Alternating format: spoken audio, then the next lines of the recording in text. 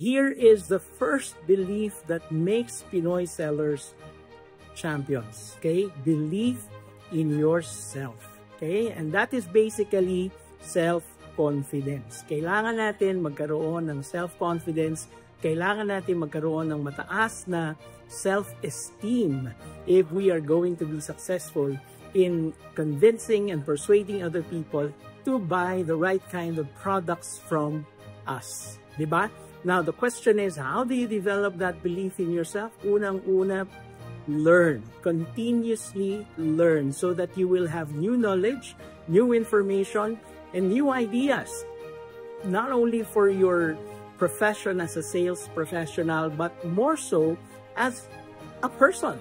Diba? Mas marami tayong alam, mas marami tayong naiintindihan, mas mataas ang ating kumpiyansa sa ating sarili. Belief in ourselves.